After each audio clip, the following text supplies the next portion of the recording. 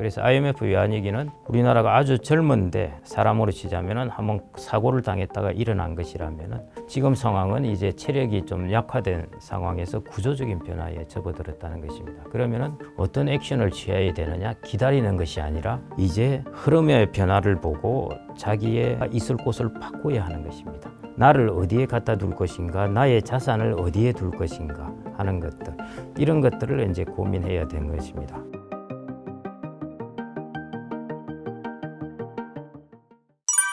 현재의 한국 경제, 어떤 상황에 처해 있나요? 원래 경제는 제가 90년 이때부터 계속 이제 경제에 관해서 공부도 해오고 했는데요. 원래 경제는 울퉁불퉁해요.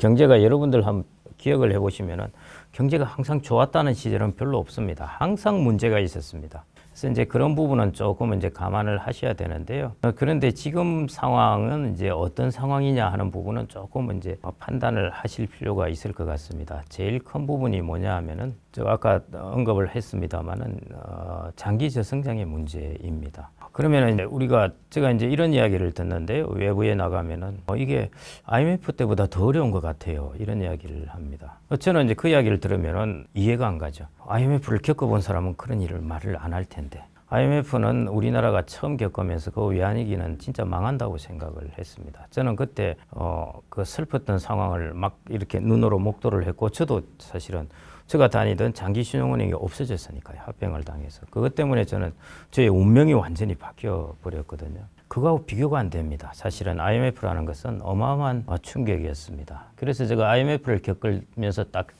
생각을 했던 것이, 공자가 이제 그런 이야기를 했었죠. 가혹한 정치는 호랑이보다 무섭다 이야기를 했습니다. 옆에 뭐 이런저런 범죄보다 더 무서운 것이 잘못된 경제 정책이나 이런 걸로 인한 큰 IMF라는 충격은 훨씬 무섭다는 것입니다. 그런데 왜 지금이 더 어렵다고 할까? IMF의 상황을 까먹어서 그랬을까? 뭐 그럴 수도 있습니다. 그건 옛날의 일이니까요. 그런데 IMF 때를 비교해 보면은 IMF 때 진짜 어려웠어요. 어려웠는데 우리나라는 2000년대에 들어와서 주가가 마구 상승하기 시작합니다. 그리고 우리나라는 V자형으로 회복을 했습니다. 물론 이제 그런 나라가 많지는 않았지만은 우리나라는 여하튼 V자형으로 회복을 했죠. 그 말은 뭐냐 하면은 한 3, 4년 견디니까 올라오더라는 것이죠. 그게 IMF 때였습니다. 그 이후에 우리나라는 2000년 1인당 소득이 $10,000로부터 해서 그 다음에 2017년에 $30,000에 이르기까지요. 17년 동안에 초고속으로 1인당 GDP가 올랐습니다. 그게 IMF 직후의 상황이었어요. 근데 지금은 왜 어렵냐 하면은 이제는 3년 기다린다고 해서 좋아지지가 않는다는 것입니다. 그게 소위 말해 구조적인 변화라고 이야기를 하는 것입니다. IMF 외환위기 같은 경우 가다가 한번 젊은 사람이 툭 넘어졌습니다. 넘어져서 다시 일어났다는 것으로 IMF를 비유를 해볼 수 있는데요. 툭 넘어진 것보다는 아주 강하게 넘어진 것이죠. 그렇지만 젊었기 때문에 다시 다 일어났습니다. 지금 같은 경우에는 이제 그게 어렵다는 것이죠. 구조적인 변화인데요. 그래서 저는 이제 예를 들어 이렇게 뭐 다른 예도 많지만은, 예를 들어 지방의 대학교 옆에 내가 카페를 하고 있는데 그 사람들이 줄어들고 장사가 안 된다. IMF 때처럼 생각을 하면서 한 3, 4년 지나면 다시 회복되겠지? 아니라는 것입니다. 이제 구조적인 변화에 들어간 것입니다. 그런 것들이 이제 한두 개가 아닙니다. 왜냐하면 일단 인구가 어마어마하게 고령화될 뿐만 아니라 고령화 이후에 다시 인구가 감소하기 시작하니까요. 그 다음에 이제 고령화되면서 지방과 수도권과의 양극화, 이런 현상들이 마구 일어나게 되는 것이거든요. 그래서 최근에 이제 일어나고 있는 일들이 자영업자들이 차츰 계속 어려워지는데, IMF 때는 어려워졌다가 다시 좋아졌어요. 근데 지금은 저는 이제 제가 생각하기로는 이게 계속 어렵다는 것입니다. 우리나라 가계부채가 이렇게 올라왔는데 내수가 성장할 수 있겠습니까? 그래서 그런 부분이 저는 가장 큰 차이가 아닌가 그렇게 생각을 하고 있고요. 그래서 IMF 외환위기는 우리나라가 아주 젊은데 사람으로 치자면은 한번 사고를 당했다가 일어난 것이라면은 지금 상황은 이제 체력이 좀 약화된 상황에서 구조적인 변화에 접어들었다는 것입니다. 그러면은 어떤 액션을 취해야 되느냐? 기다리는 것이 아니라 이제 흐름의 변화를 보고 자기의 있을 곳을 바꿔야 하는 것입니다. 나를 어디에 갖다 둘 것인가, 나의 자산을 어디에 둘 것인가 하는 것들, 이런 것들을 이제 고민해야 되는 것입니다. 그래서 자산 관리에서도 가장 중요한 것이, 그러면 지금까지는 아파트와 부동산에 자산을 갖다 둔 것이 좋았는데 앞으로는 이 자산을 어디에 둬야 할까 하는 것이죠. 그게 자기 자신도 마찬가지입니다. 나를 어디에 갖다 두어야 할까 하는 것이 앞으로의 여러분들이 큰 화두가 아닐까 그렇게 생각이 됩니다. 한국이 고성장을 하던 과거와 달리 저성장에 빠지게 된 계기는 무엇인가요? 그리고 저성장을 벗어나기는 힘든 걸까요? 저성장은 뭐 아시다시피 유럽 서구 국가들도 다 저성장에 빠집니다. 그것은 경제의 단계상 어쩔 수가 없고요. 예를 들자면 이런 것이죠. 우리가 무엇으로 성장을 하느냐? 그거는 자본과 인구입니다. 그러니까 사람이 많아지고 그다음에 자본 거기에 맞춰서 자본이 많아지는 것이죠. 근데 우리나라 그중에서 제일 첫 번째 지금 관련되는 것이 이제 인구의 전체적인 인구의 숫자뿐만 아니라 일을 하는 인구가 중요한 것이거든요. 일을 하는 인구가 생산을 하기 때문에요. 일을 하는 인구가 우리나라는 급속하게 그리고 아주 오랫동안 지속적으로 줄어들게 됩니다. 그러니까 우리나라의 성장을 담당하던 인구와 자본에 있어서 인구 부분이 이렇게 되는데 그거는 저성장은 불가피합니다. 그러면은 어떻게 탈피할 수 있을까 하는 것이죠. 저성장 같은 경우에 이제 우리가 많은 나라에서 예를 들어 볼 수 있는데요. 영국은 19세기에 세계를 제패했던 곳이에요. 그런데 영국의 역사를 보면은 1920세기에 들어와서 2차 대전 끝나고 나서 영국이 얼마나 우여곡절의 시기를 겪었던가 하는 걸 볼 수가 있습니다. 그다음에 이탈리아 있죠. 그다음에 유럽 국가들 보면은 다 저성장에 다 접어듭니다. 일반적인 특징이에요, 그게. 그래서 우리도 이제 그걸 겪게 될 수밖에 없는데 우리는 그 나라들보다 인구가 훨씬 빨리 고령화됩니다. 그리고 인구가 줄어들고요. 또 유럽 국가들은 영국도 그렇고 인구가 앞으로 늘어나는 나라들도 꽤 있습니다. 근데 우리나라는 급속하게 줄어들고 급속하게 고령화되니까요. 그 저성장의 늪을 다른 걸로 탈피를 하려고 해도 그게 너무 강하기 때문에요. 탈피를 하기가 쉽지 않습니다. 그러면 탈피를 하려면 뭐 어떻게 해야 되느냐는 것이죠. 유럽 국가들이 저 모양이 됐는데 미국은 홀로 독야청청입니다. 미국이 대단한 것이요. 미국이 2000년에 1인당 GDP가 거의 3만 3천 달러, 4천 달러 이랬어요. 그런데 지금 7만 달러를 훌쩍 넘었습니다. 더블이 된 것이죠. 그 당시 유럽 국가들이 미국하고 비슷했는데요. 유럽 국가들 지금 4만 달러, 4만 5천 달러에서 계속 헤매고 있습니다. 그러면 미국은 어떻게 그걸 벗어날 수 있었는가? 미국은 물론 뭐 기축통화라든지 다른 워낙 장점이 많았으니까 그 탓도 있고요. 그거보다 여러분들 제일 잘 아시다시피 90년대부터 시작해서 미국이 세계 산업을 주도하기 시작했잖아요.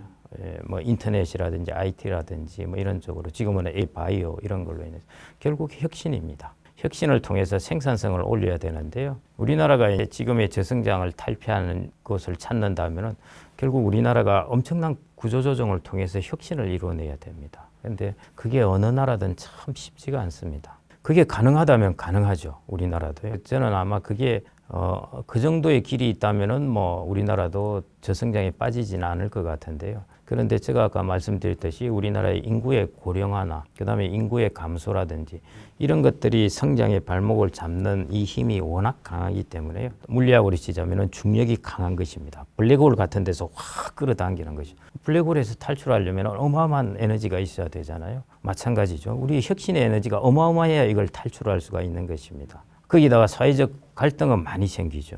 연금을 둘러싼 갈등, 세대 간 갈등, 이제 마찰 비용이라는 것입니다. 그래서 이런 부분이 우리나라의 앞길에 있는 난관 혹은 이제 도전 과제라고 할 수가 있습니다. 그래서 쉽지는 않습니다. 근데 뭐 다들 우리나라가 운이 워낙 좋았으니까 이번에도 혹시 뭐가 되겠지 기다리는데요.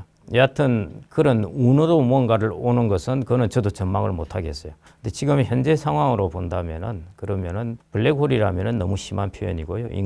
인구연한 블랙홀 하여튼 중력이 워낙 커서 지금 앞으로 한 10년, 2040년 전을 넘었으면 우리나라는 완전히 다른 국면에 접어듭니다. 이때는 무슨 수를 써서라도 이걸 끄집어내기 힘들 만큼 우리나라는 인구가 거의 붕괴되는 상황에 접어들게 됩니다. 그럼 지금 불과 얼마나 남았냐? 16년 남았어요. 16년 금방인데요. 2040년이라고 그러지 그전에도 나타나게 되겠죠. 그래서 이 시기 동안에 우리나라가 이거를 탈피하기 위한 에너지원을 만들지 않으면은 저는 저성장은 불가피하지 않을까 그렇게 보고 있습니다. 죄송합니다, 자꾸 이렇게. 그래도 뭐 일본하고는 달리 길은 있을 수도 있습니다. 네. 예. 그렇다면 저성장 고령화 사회에 진입한 미래의 한국은 지금과 어떤 점이 달라지게 될까요?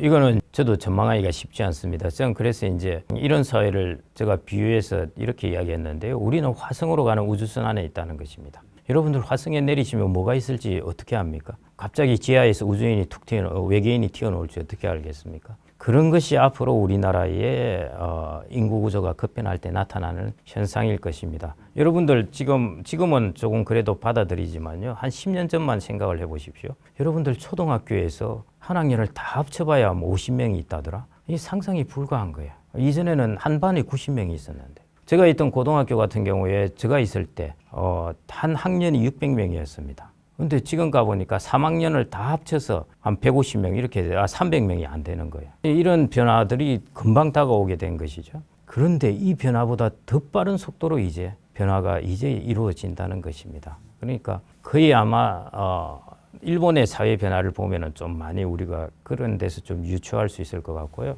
일본 같은 경우 우리나라보다 한 20년 정도 빠른데 지금 일본에 일어나고 있는 사회, 일본이 그 이전에 일어난 것을 보면 여러 가지 노후 파산, 그다음에 폭주 노인 이런 다양한 이야기들이 나오게 되는데요. 지금 일본은 이제 다사 사회.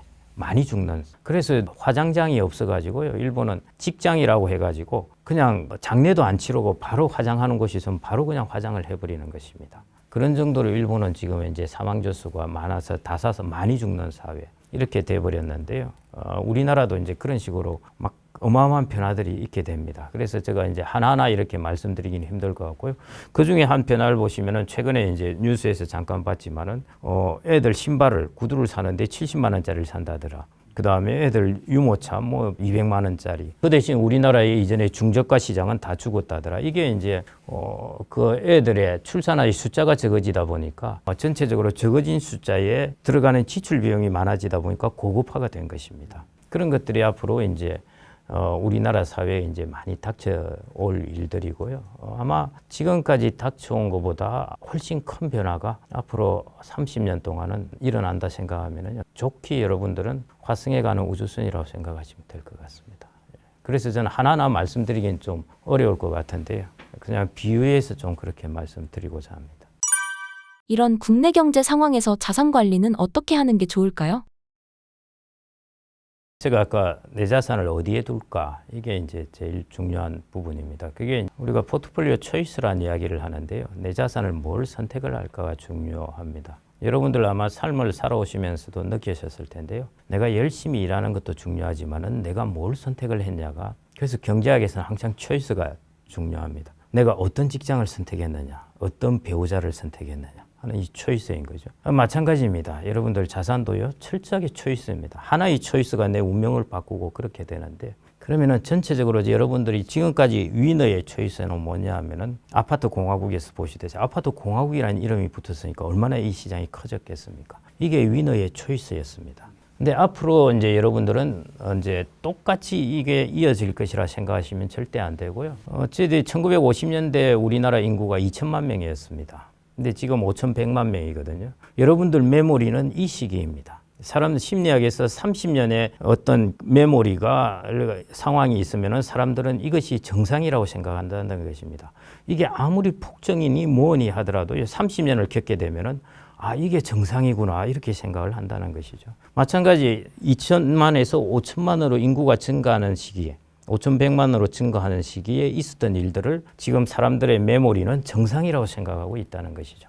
그런데 앞으로는 5천만 원에서 4천만 원으로 줄어든, 가깝게는 4,700만 원 갔다가 이제 줄어드는 시기인데요. 자산 관리에서 완전히 다른 시기가 접어든다는 것이죠. 그래서 고성장에서 저성장으로 접어들게 되면은 아까 제가 채권에 의해서 말씀드렸듯이 저성장의 시기에는 우량 자산과 우량하지 않은 자산 간의 차별화가 막 일어나기 때문에요. 그래서 우량한 자산을 항상 선택을 하셔야 된다는 것이고, 그 다음에 우량한 자산은 국내에 한정되지 말고 글로벌로 한정돼서 여러분들이 글로벌에서 제일 좋은 자산을 여러분들이 선택하는 것. 그게 이제 저는 꼭 필요하지 않나 싶고요. 이걸 그래서 좀 구체적으로 말씀드린다면은 지금 미국 주식은 좀 전문가들의 의견에 따르면 오버밸류 되어 있습니다. 꽤 오버밸류 되어 있기 때문에요. 지금 단기적으로 초이스는 저도 뭐라 말씀드리긴 어려울 것 같고요. 장기적으로 본다면은 예를 들어 내가 주식 자본을 갖는다. 한다면은 저는 어떤 다른 나라를 찾아보더라도 미국의 주식 자본이 제일 베스트입니다. 제일 우량하고요. 그럼 이거 선택하시면 돼요. 복잡하게 생각하실 필요 없습니다. 왜냐하면 그걸 선택하시면 여러분들 통화도 달러라는 통화를 갖게 되기 때문에. 그 다음에 이제 부동산 자산을 여러분들이 선택하신다고 생각하면은 아까 말씀드렸듯이 이전처럼 상가나 오피스텔이나 이런 쪽을 선택하시는 것보다 간접 투자를 통해서 가장 우량한 부동산, 자산, 오피스라든지 이런 것들을 선택하는 쪽으로 여러분들의 자산의 초이스를 바꾸는 것이 필요하지 않을까 싶습니다. 신사임당 구독자분들께 해주고 싶으신 말씀은요? 지금까지 충분히 말씀을 드린 것 같고요. 제가 너무 이렇게 비관적으로 말씀드린 게 아닌가 싶어서 좀 우려되는 부분이 있는데요. 뭐 전혀 그렇지는 않습니다. 저희들이 이제 투자를 할 때 생각을 해보면요, 항상 투자는 사이클입니다. 여러분들이 이제 음양이라는 것도 아시죠? 음양의 태극을 보면은 여러분들 양이라는 것이 막 지배하고 있을 때 그 안에 음이 싹트기 시작합니다. 그러다가 시간이 지나면은 이제 양이 줄어들고 음이 지배하게 되고요. 그 다음에 음이라는 것이 지배하고 있을 때도 그 안에 양이 싹트면서 이게 이 변화의 과정을 겪는 것입니다.